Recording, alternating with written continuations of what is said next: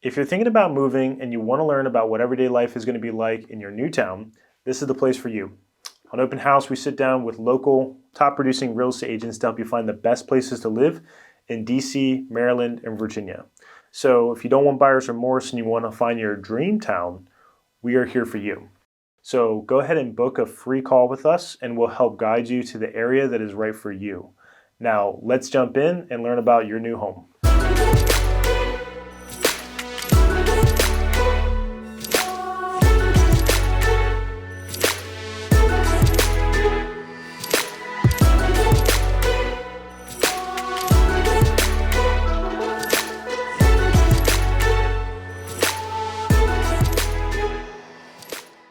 Hi, this is Mike with Open House Media, and if you're ready to take a deep dive into what it's like to live, work, and play in Manassas, Virginia, then you found the right video. Because I have Deborah with me today, and she is a licensed real estate agent who knows all the ins and outs of the city and is ready to help us see Manassas from a local's perspective. So, Deborah, how long have you been a realtor? Well, I've been a realtor approximately 12 and a half years. I'm actually licensed in North Carolina, DC, and the lovely state of Virginia. So you can sell real estate when you're on vacation. You can do it all, you know. I sure can. I can help you wherever you're at. And how long have you lived in Manassas? Well, I live closer to Manassas and Woodbridge. Probably I would say about maybe 9 years. Yeah. You've been there enough time. You know the ins and outs. Oh, yeah, definitely. Yeah. What made you get into real estate? You know what? Do you got time for that? Because that's a story. Well, really, it's an interesting story. You know, my husband's a chaplain. He used to be a chaplain in the military. And this young lady came up to me one day in church and said, "Hey, have you ever thought about doing real estate?" I'm like, no, I truly have not. Fast forward, my husband ended up getting orders to go to North Carolina, and we're looking to buy a house. And the realtor that we had met, he said, "Mrs. McElroy, have you ever thought about doing real estate?" And I said, no. My husband looked over to me and he said, "Deborah, I think you'd be good in it." And the next thing I know, there I was doing real estate. And the interesting part about that is I really found my niche, what we call our sweet spot. I love everything about real estate. So pretty much that's how I got into it. And I love it. I love everything. When I ain't working, I'm probably watching some HTV program or something on Netflix here and there. If watching stuff on HGTV means you should be in real estate, then I'm surprised I'm not an agent by proxy. I love everything about real estate. It's fun. All right, so Manassas is a pretty large city. It's not quite, your DC metropolitan type area, but it's pretty sizable, and I would imagine over the course of time that you've been there, it's probably grown quite a bit. It has. When I was talking about being a military wife, we was stationed here twice. This is our second tour. When we lived in the area the first time, Manassas was like a very small town. Fast forward right now, Manassas is growing. Right now, even with the competitive market, we're at probably like a 72 out of 100.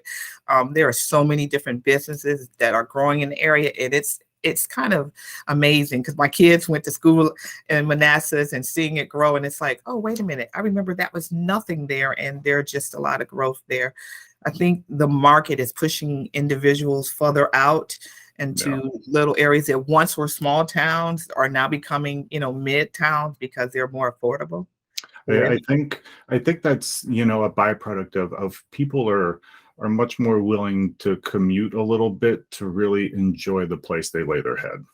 I agree because, even though my husband was at the Pentagon in DC, we thought about, okay, we wanted the feel of suburban life. I mean, or just the country, a little bit of country, but yet we wanted space for our kids. And so for us, that was one of the reasons to move further out because we knew if we did further in, we were going to be paying for a lot more for a little bit of space. And, I had 4 kids and I definitely wanted space. No, yeah. Especially, with a family that size, you're going to need it.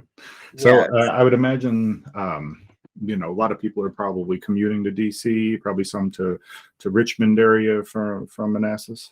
Yeah, and one thing about Manassas is good. It does have what we call the VRE. So individuals that travel from Richmond take the train into DC, which is, very convenient for everybody. And then also, the expansion of the highway, that gives you an idea of where the market is shifting, because I would call 66. I don't know which one is worse, South 95 or 66, because they're both expanding.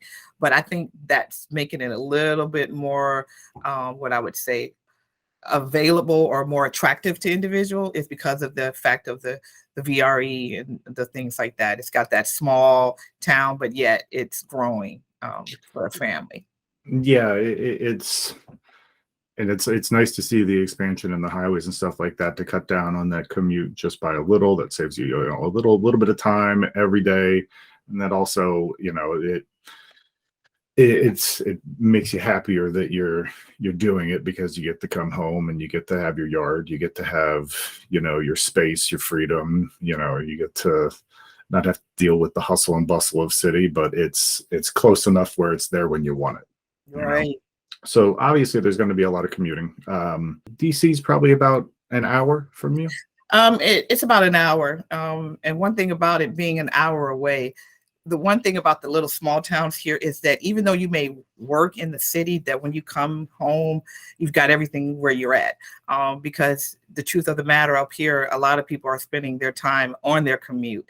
I mean, the HOV is like at 3 a.m. in the morning, or 4 a.m., it's like 5 p.m. And so when you're spending a lot of time on the highway, and when you have those weekends come, people want to have the availability to go everything they need right there. So it's still just in a great place where it's not too far for DC to commute to work, but also the community has everything you need. That, okay, Friday's here, Saturday and Sunday, I can do all the little adventures and attractions that's in my area. Yeah, as someone who lives in Southern Maryland, that kind of hour range is to me kind of like the sweet spot, because I think everyone goes through that phase where they think they want to live in the city, and then they go and they're like, I don't know about that. But for people like us who are kind of that distance away, it's really nice, because everything that you want is there at your fingertips. If you want to go, and go see, a play at the Kennedy Center or something to that effect, it's there and available to you. And it's not like you're driving 4 hours to do it. Correct. And then you get to come home to your nice, spacious area and not feel like you're stuck in that hustle and bustle of the city. To me, it's my favorite kind of proximity, because it's like you get the best of both worlds whenever you want it. Yeah, because one thing about Manassas, when you say the best of both worlds, you've got DC, and then you're right in the middle, that you up right near Richmond, which is the capital, and it's not too far, and it's right there. So you have all that to go to. You're not too far from the mount. You got Shenandoah Park, and beautiful mountains. You can see that. It's not. You can do that in probably less than an hour drive to go out that way, which is very nice, and it's definitely a great location. I will say that is one thing that I think growing up in the area didn't really appreciate about Virginia, is how varied the landscape is. Because as I've gotten into hiking and trails and some sightseeing and checking out some historical things, I realized that Virginia just has a wealth of stuff like that. Oh, definitely. And I know growing up, I never thought about that, but now it's like, yeah, like you said, the trails are awesome. You're not far from mountains where you can really get some good hikes in. It's a ton of fun. Oh yeah, definitely, for sure. And living, with all that around you, there's worse places to be. Oh yeah, I mean, then you've got the water. You got not too far from Potomac River, so you got that little area. So it's definitely a great place. And you aren't paying for waterfront prices, which is you don't always nice. So is there any larger companies or industries in the area that would keep people local as opposed to commuting to some of the larger cities? One of the big, one thing about our area is a lot of contractors. One of the big contractors here is Lockheed Martin. They've got a location in Manassas, which is a great spot, and it's actually in a location, once again, It's very accessible for those that live around there, or if they were coming in from DC. But one of the bigger companies, and you're seeing a lot of expansion now where they're sending up, because there's such vast land available, you're starting to see a lot of growth where there's going to be a lot of data centers that are going to be developed. So that's in the works now, which is in the outskirts of Manassas. So that is going to probably bring in more jobs and bring in more individuals in the area. Oh So yeah, so something like that, especially in the IT field, is going to oh yeah, cause a wealth of an influx of people and jobs, which yeah, is good across the board. yep, it really is. So What do the now I know you're obviously not that far from Richmond. What do the schools look like in the area? well, you know what? Well, of course, I was telling you my kids went there. One thing about this area, you've got a lot of schools that are specifically, like, say, for instance, we got a CLID that wants to specialize in just science or things like that. You do have a few of that. We've got Manassas has about 3 charter schools, and you've got some, Osborne Park. One of the schools is very big. To be honest with you, one of the reasons why we chose to move out here is because we did our studies, because I had high school I was coming, and one of them was in the top 100, what we call the USA top 100 high schools, and that is very good in this area. We have a few of them, not just in our area, but even if you had kids that wanted to go to different schools and take a bus, you have that availability if they wanted to specifically be in a trade. So I would say you've got great schools here, and a lot of people look forward to that. Yeah, I think having a good mix of both your typical colleges and your trade schools Yep. in any area is a really good thing, because I think more people are kind of starting to appreciate how valuable learning a trade is. Oh yeah, you've got your trades, and you've got you've got everything out here. I mean, there are some schools. George Mason has a site that's not too far, that's in Manassas. So that's off-site for individuals that may, don't want to go all the way down to the other locations. They have that availability there. They're pretty well known, even when you think about the county, sports is always, I don't care if it's high school or what, it's a big thing. And so the high schools in the area, it's a big thing on Friday night, especially now that we're back to that.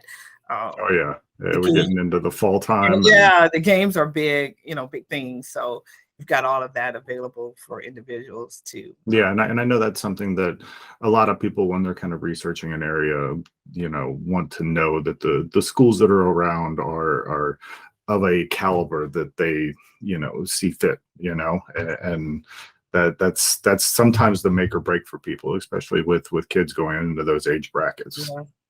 Yeah. One thing about this area, because we're so close to DC, you have a variety of great schools. I always tell individuals, here's the site to research it, because you can choose from that. It's like, I don't care whether you choose Manassas or another county. Each county has a great school. It's just a matter of what you're looking for your kids. And also, not only that, just even a younger age, you got your Montessori schools in the area, which is, so starting at just kindergarten. Years ago, while we were military, I lived in Germany. And one of the things when I decided to put my daughter in school there, they were like, you Americans, you start school so late, because in Germany, they start them at 3 years old, and they cultivate. By the time they get to like 8th or 9th, they already know what area of study. And so now you're starting to see that happen in our area, where you see the Montessori schools and, a younger age bracket, because that brain is at a point where you can grow. And so you might as well captivate it. All right. So when it comes to the social side of things, I would imagine there's a pretty good dirge of, restaurants, bars, wineries, breweries, all that like down there. Yeah, to be honest with you, there's been a lot of growth, because like right now we're probably up to maybe 3 breweries. One thing great about Manassas is Old Town. I mean, they have their old little city there. You've got your local little museums there, but you could just hang out. There's places, coffee shops, which I am a big fan of coffee. I'm always on the run for who has the best coffee in the area. Not, I take that back. It's not coffee, it's espresso. And it's important to me. So I'm going to all the little local shops and finding that. And Manassas has some great coffee shops, great attractions there, especially on the weekends. You can find so many different things to do. And one thing about this area, there's so much multicultural. So there's so many things to do, each weekend there's something going on. So there are a lot of attractions, and there has been a lot of growth of restaurants coming into the area. So, and that's good. It's to me, it's nice to have that cross section of your newer restaurants, your I don't want to use word fancy, but your higher end restaurants, but then also have that kind of Main Street-esque feel where you can walk down and go through a little shop, find a little mom and pop store. Like, that's always an attraction to me. Yeah, that is very attractive when you go down to Old Town, because there's not too many little cities to have it, but because the train station is right near there, so it makes it so accessible. That's what's really nice about it. So you can just hang out to little, you've got your Foster Grill if you want something like that local, or you got your like you said, your mom and pop, but they have probably the best barbecue in town. Yeah, so you got all those places. That's good. That, and I need some store that I can go into that's just filled with things that I don't need, but I suddenly think that I can't live my life without. Yeah. That's and one thing too about that's happening in Manassas, I'm starting to say they're starting to have those, what we call those meeting places where individuals just go there and work, just a different atmosphere, which is interesting for it to be a small area to start seeing that. I was like, oh, right there in the heart of Old Town in Manassas, like, okay, people just gather there and just work, and they don't have to come to the space at home. They meet there at that space. So it's not just in DC. You see that, you're starting to see that in the other little towns. Yeah, little sociable areas where you can go and get out of your home office and actually feel like a part of society while you get some work done. Oh yeah, you've got if you're a dog lover, which I became a dog lover, your little places for your pets to go and hang out. I'm like, that's another thing. I'm like, okay, wait a minute. Pet parks, really? Most dogs when I grew up, they were hanging out in the backyard, and they always were outside. It wasn't like coming into comfort or anything like that. Now they got the play place where the kids can play with their dogs, and the dogs can run and be tired and do all those type of things. That's why I don't even go to coffee shops, because I don't have a dog. I don't really fit in. Oh, yeah. Go to Starbucks. It's like, oh, puppy, give me some puppy pop. My dog is like flat out by the time she has her Cool Whip, which is all it is, but she's gone. She's like just out. And that is a big difference too, is because of the restaurants and how they're set up, that you do have it invitable for if you've got your pet, because lots of outdoor seating and stuff like that. Yep. So that's good. Yeah, we're approaching that perfect time of year for it as well. Oh yeah. This is a great, a nice fall evening outside. I don't know that much beats that. Oh yeah, apple cider and pumpkin spice latte. Pumpkin something inevitably. Is there any other big kind of local events that go on, whether it's fairs, festivals, maybe some holiday events? Well, Prince William does their Prince William County Fair, which is another big thing that they do here. We just kind of finished up that season, and now we're heading into our fall season. One thing about Manassas, they always have events going on. In fact, when you enter into the city, there is what we call a sign telling you all the different activities. You've got the Hilton Center, you've got the Jiffy Music Centers, you've got a lot of artists that come out there. Even right now, because it's still kind of like you said, fall, and they have that covering, so you can still be outside and enjoy seeing some of your favorite artists come out. So you've got a lot of arts and things like that in the area. Yeah. That's always, too many nights I end up going, what do you want to do tonight? And it's nice to be in a place where that there's always something if you just look a little harder, Yeah. Right. So I know we've talked a lot about the social side and the kind of personal side of things, but when it comes to homes in the area, what type of homes are we dealing with? We're talking a lot of new developments. I'm sure, given that area of Virginia, there's probably a decent amount of historic homes as well. Yeah, there are. And then we also have a lot of, because it is growing, there's a lot of developments. A lot of what I call builders are coming into the area. So you're starting to see a mixture of condos and townhouses. And, the single family homes are more in your outer banks, once again, because people are looking for a little bit more land. But you definitely start seeing a lot of growth. Like when you get into the middle, you're seeing the townhouses and condos, which, at the price points right now and the interest rates, they are going to be, something that a first time home buyer is going to be looking at, because sometimes they can't afford right now the single family. And what we used to call a single family or a starter home is totally different, unless you find some of your older homes and you have that imagination to go in there and do the work that's necessary to get it in that price point that you want. But starter home now is a starter town home, Yep, it really is. But that's kind of across the board. It is. It really is.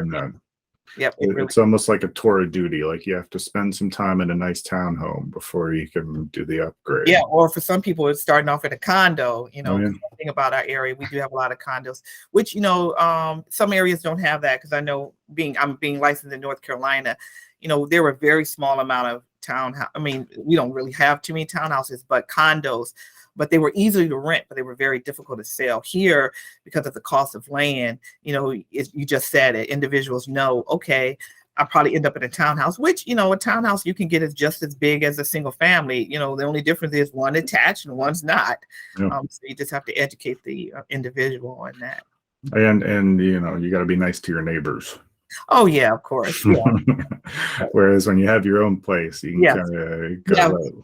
But in this area, that's if you see your neighbor, because of you're working, you probably hardly ever see them. You may see them, hey there, because you're going to work, you're coming in, they may be going, or vice versa. You're both leaving out to go to work. So that's the other thing. So what's the median home price in the area?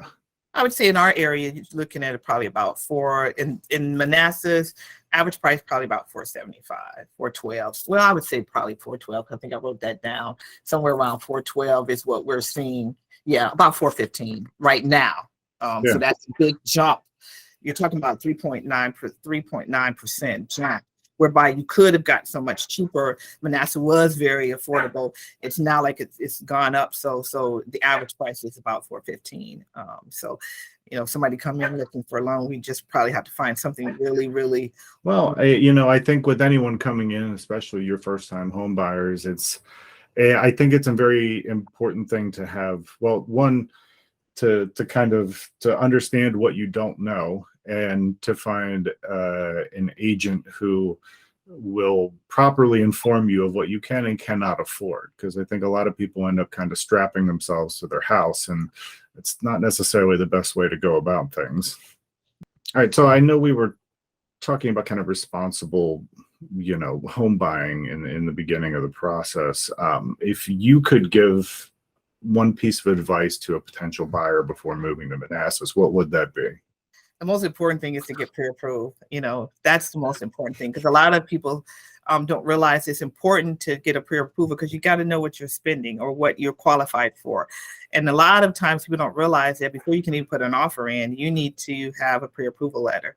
And a lot of people, they want to do shopping. I would say if you're going to do shopping, then the best thing to do that is to do open houses. But that's the most important thing, is finding out what you qualify for, so you have a good idea of what you'll be able to spend. Because I know sometimes people come in, I want to spend, I want to look, $350. Okay, well, probably don't, and then it end up being $200, or vice versa. And it can be disappointing, because buying a home is an emotional process. I always have to tell my clients it is an emotional process. You just got to be prepared for that.